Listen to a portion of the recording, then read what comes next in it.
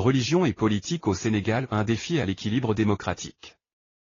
Au Sénégal, pays renommé pour sa stabilité politique et sa coexistence religieuse harmonieuse, les relations entre la religion et la politique sont devenues un enjeu complexe et sensible. Dans un contexte où la démocratie et les droits de l'homme sont célébrés, l'utilisation de la religion à des fins politiques soulève des questions profondes quant à la préservation de ses valeurs fondamentales.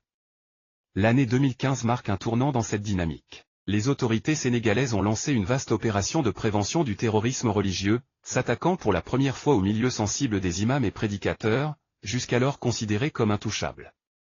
Cette démarche a été soutenue activement par la presse sénégalaise, un acteur majeur dans la formation de l'opinion publique. Cette action a conduit à l'incarcération d'imams influents, tels qu'Alioune Badara Ndao, pour apologie du terrorisme. L'utilisation politique de la religion s'est accentuée en prévision des élections de 2019. Ousmane Sonko, un candidat émerge, a été confronté à des accusations sur ses convictions religieuses. Les critiques portées sur sa foi et son obédience religieuse ont suscité un débat alarmant quant à la séparation de la religion et de la politique. Sonko lui-même a dénoncé cette stigmatisation, soulignant qu'il était le seul homme politique à qui l'on posait des questions sur sa foi en raison de son apparence et du voile de ses épouses. L'année 2015 marque un tournant dans cette dynamique.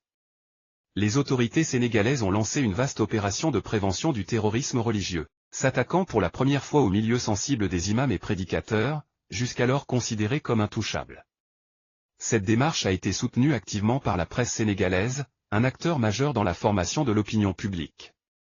Cette action a conduit à l'incarcération d'imams influents, tels qu'Alioune Badara Ndao, pour apologie du terrorisme. L'utilisation politique de la religion s'est accentuée en prévision des élections de 2019. Ousmane Sonko, un candidat émerge, a été confronté à des accusations sur ses convictions religieuses. Les critiques portées sur sa foi et son obédience religieuse ont suscité un débat alarmant quant à la séparation de la religion et de la politique. Sonko lui-même a dénoncé cette stigmatisation, soulignant qu'il était le seul homme politique à qui l'on posait des questions sur sa foi en raison de son apparence et du voile de ses épouses. Les conséquences de cette politisation de la religion sont multiples. Elle a contribué à la polarisation de la société, laissant place à des accusations de salafisme et d'extrémisme sans fondement solide. Les leaders religieux ont été mis en avant ou critiqués en fonction de leurs affiliations politiques supposées, perdant ainsi leur statut de médiateurs impartiaux. Cette situation inquiétante révèle une réalité complexe. Le Sénégal, souvent considéré comme un modèle de tolérance religieuse, est confronté à des défis sérieux pour préserver l'équilibre entre la religion et la politique.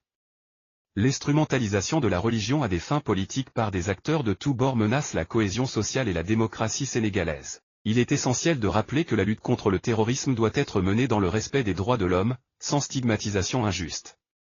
La religion ne doit pas être un outil de division ou de discrédit de l'opposition politique. Face à ces enjeux, la société civile, les médias indépendants et les citoyens ont un rôle crucial à jouer pour défendre les principes démocratiques et les droits fondamentaux, tout en veillant à ce que la liberté religieuse soit respectée.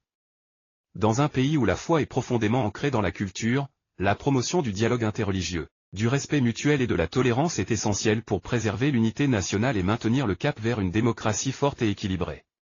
Le Sénégal est à un carrefour crucial, où il doit faire face au défi de concilier sa foi religieuse profonde avec les principes démocratiques qui ont défini son histoire récente.